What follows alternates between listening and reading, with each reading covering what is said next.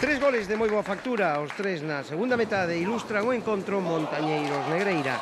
Os 26 segundos da reanudación, Nacho adianta os visitantes cun perfecto golpeo dende a frontal da área. O gol paga a pena velo repetido. Non queda atrás o tanto do empate, obra de Olai.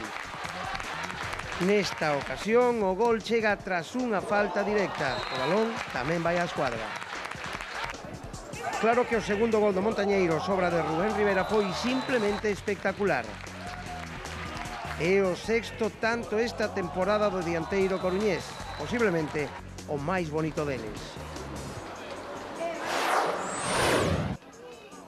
Meritorio triunfo do Ourense, que xogou con 9 futbolistas os últimos 20 minutos do partido ante o Céltiga no Salvador Otero. O único tanto do encontro chegou de penalti. O colexiado decretou a pena máxima nesta acción entre o meta local e Martín. Unha decisión moi protestada polo Céltiga, que reclamaba unha falta anterior non sinalada. Por decisión técnica, o porteiro ourensán, Berto, foi o encargado de transformar o penalti no gol da vitoria visitante.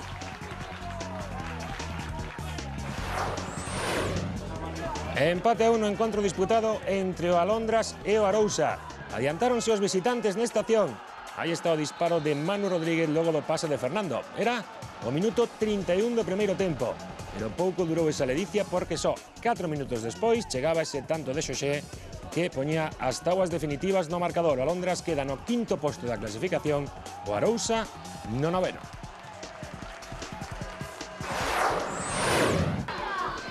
Frouxo partido disputado no Xosé Argiz polo Beriño e os Somozas. Todo apuntaba a un empate sen goles, pero a sorte estivo co cadro local. No minuto 90 anotou o gol do triunfo. Unha xogada que comezou o bulideiro Oli e culminou cun sutil remate co exterior do pé Pedro, que saíra na segunda metade. Aquí temos o remate de Pedro que superou o porteiro dos Somozas, Abraham.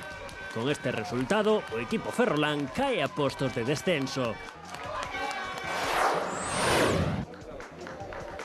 Non lle fagan caso ao marcador final de Barreiro, porque no Gran Peña Ordes sí que houbo goles, os dous dos visitantes, e o primeiro deles para quitarse o sombreiro. Asinou no dianteiro do Ordes, Josito.